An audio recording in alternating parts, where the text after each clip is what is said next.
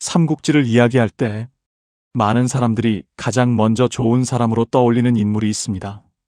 바로 유비입니다. 의리의 사람, 백성을 아끼는 사람, 눈물을 흘릴 줄 아는 사람. 그래서 우리는 자연스럽게 유비를 착한 사람이라고 생각합니다. 그런데 여기서 한번 질문을 던져볼 필요가 있습니다. 유비는 정말 착한 사람이었을까요? 아니면 그렇게 보이도록 행동할 줄 알았던 사람일까요? 이 질문은 단순히 성격을 따지는 문제가 아닙니다.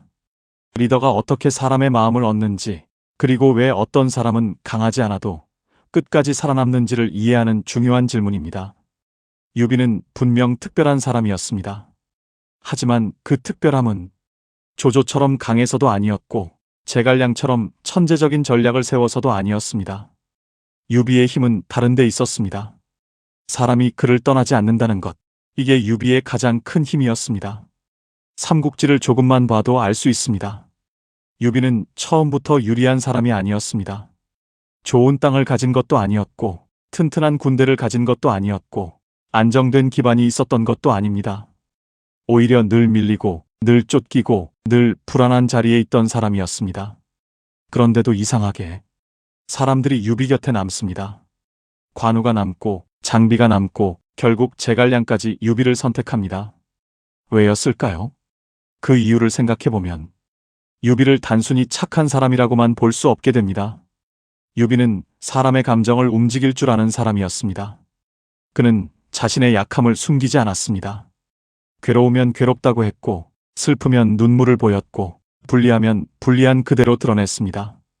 많은 리더들은 강한 모습만 보여주려 합니다. 흔들리지 않는 척하고, 완벽한 척하고, 약한 모습을 감추려 합니다. 그런데 유비는 달랐습니다. 그는 완벽한 사람처럼 보이기보다 사람 같은 사람으로 보이게 만들었습니다. 이게 굉장히 중요합니다. 사람들은 완벽한 사람에게 감탄할 수는 있어도 늘 그 사람 편에 서지는 않습니다. 반면 함께 울고, 함께 버티고, 함께 고생하는 사람에겐 마음이 움직입니다. 유비는 바로 그 지점을 알고 있었습니다. 그렇다면 여기서 이런 의문이 생깁니다. 이건 정말 타고난 성품이었을까요? 아니면 사람을 얻기 위한 전략이었을까요? 정답은 아마 둘 다일 것입니다. 유비는 본래 사람을 함부로 대하지 않는 기질이 있었을 가능성이 큽니다. 하지만 동시에 자신이 힘으로는 이길 수 없다는 것도 너무나 잘 알고 있었습니다. 그렇기 때문에 더더욱 사람으로 승부해야 했습니다. 이건 감정이면서 동시에 전략입니다.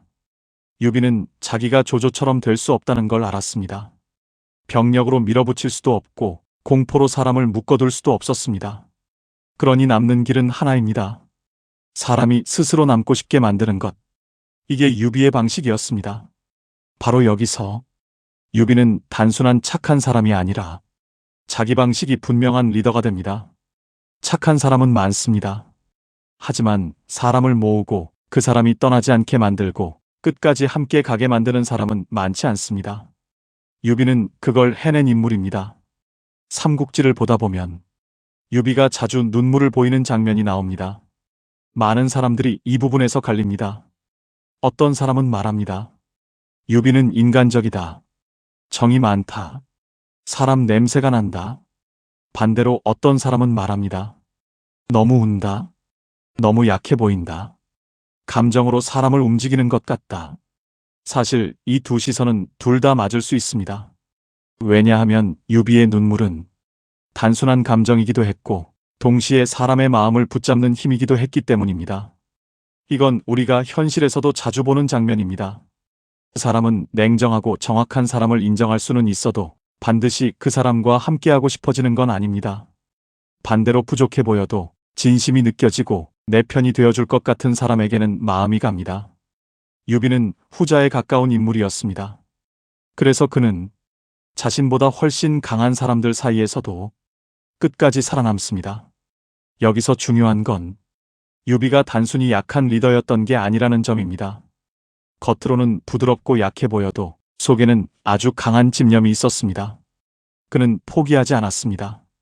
밀려도 다시 일어났고 기반을 잃어도 다시 시작했고 늘 불리했지만 끝까지 살아남았습니다. 이건 절대 쉬운 일이 아닙니다. 착하기만 한 사람은 이렇게 오래 버티지 못합니다. 유비는 부드러웠지만 약하지는 않았습니다. 오히려 아주 질긴 사람이었습니다. 그래서 유비를 이해하려면 착하다는 말 하나로는 부족합니다. 그는 부드러운 방식으로 강한 사람, 감정으로 사람을 얻지만 목표는 끝까지 놓지 않는 사람, 즉 부드러운 얼굴을 가진 집요한 리더에 더 가깝습니다. 유비와 조조를 비교하면 이 점이 더 분명해집니다. 조조는 사람보다 시스템을 믿는 리더였습니다. 능력이 있으면 쓰고 필요하면 버리고 상황이 바뀌면 바로 결정을 내립니다. 조조는 무섭지만 강합니다. 반면 유비는 시스템보다 사람을 믿습니다. 속도는 느리고 결정은 답답해 보일 수 있지만 한번 함께하는 사람은 오래 갑니다. 그래서 조조 밑에는 강한 조직이 만들어지고 유비 곁에는 깊은 관계가 쌓입니다. 이 둘의 차이가 삼국지를 더 흥미롭게 만듭니다. 그렇다면 사람들은 왜 유비를 따랐을까요? 정말 착해서였을까요? 아니면 착하게 보였기 때문일까요? 여기서 중요한 것은 사람이 느끼는 신뢰입니다. 사람은 단순히 좋은 사람을 따르지 않습니다. 좋은데 무능한 사람은 처음엔 호감을 얻어도 오래 못 갑니다. 반대로 능력만 있고 인간적인 신뢰가 없는 사람은 성과는 내도 끝까지 마음을 얻지는 못합니다. 유비는 그 중간을 절묘하게 잡았습니다. 사람들이 보기에 유비는 최소한 자기 사람을 쉽게 버리지 않을 것 같은 인물이었습니다. 이건 엄청난 힘입니다. 사람은 불리한 상황에서도 저 사람은 나를 버리지 않을 것이다. 이 확신이 있으면 따라갑니다. 유비는 바로 그 확신을 주는 사람이었습니다. 그래서 관우도 장비도 제갈량도 그를 선택했습니다. 물론 유비를 너무 이상화할 필요는 없습니다. 그도 정치적인 사람이었습니다. 필요할 때는 냉정했고 상황을 읽을 줄 알았고 이익을 계산할 줄도 알았습니다. 즉, 유비는 성인군자가 아닙니다. 삼국지를 단순하게 보면 유비는 착한 사람, 조조는 나쁜 사람처럼 보일 수 있습니다. 하지만 실제로는 그렇지 않습니다. 유비도 충분히 현실적인 사람이었습니다. 다만 그 현실을 다루는 방식이 달랐을 뿐입니다. 조조는 두려움으로 질서를 만들었고 유비는 신뢰로 사람을 묶었습니다. 이 차이가 클 뿐입니다. 그래서 유비가 정말 착한 사람이었느냐는 질문에 이렇게 대답할 수 있습니다. 유비는 착한 사람이기도 했지만 그보다 더 정확히 말하면 사람의 마음을 얻는 방식을 아는 리더였습니다. 그는 자신의 부드러움을 약점으로 쓰지 않았습니다. 오히려 그것을 힘으로 만들었습니다. 이건 쉬운 일이 아닙니다. 대부분의 사람들은 부드러우면 흔들리고 강해지려 하면 차가워집니다. 그런데 유비는 부드럽지만 포기하지 않았고 사람을 품으면서도 목표를 잃지 않았습니다. 이게 바로 유비의 특별함입니다. 또 하나 중요한 점은 유비가 늘 정통성을 의식했다는 것입니다. 그는 한나라 황실의 후손이라는 명분을 가지고 있었고 그 명분을 놓치지 않았습니다. 이건 그냥 혈통 자랑이 아닙니다. 무너지는 시대 속에서 나는 정당한 질서를 회복하려는 사람이다. 이 메시지를 계속 주는 행위입니다. 사람들은 혼란할수록 질서의 이름을 원합니다. 그리고 유비는 바로 그 질서의 언어를 잘 쓴 사람이었습니다. 즉, 그는 감정만 움직인 게 아니라 명분도 함께 만들었습니다.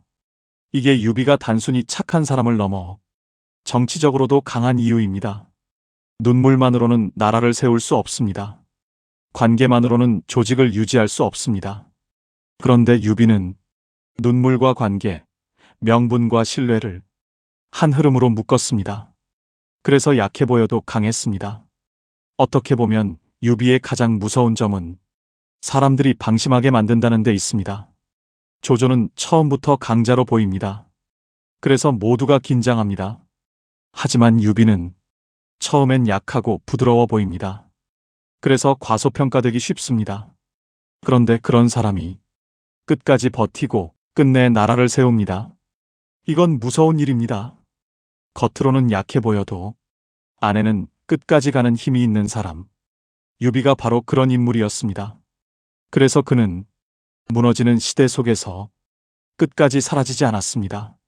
삼국지는 결국 누가 더 선한가를 가리는 이야기가 아닙니다. 누가 더 오래 살아남았는가, 누가 사람을 얻었는가, 누가 질서를 만들었는가를 보는 이야기입니다. 그 안에서 유비는 사람을 얻는데 가장 강한 인물이었습니다. 그래서 사람들은 그의 능력보다도 그의 사람 됨됨이를 먼저 기억합니다. 물론 이건 유비에게 유리한 방식입니다.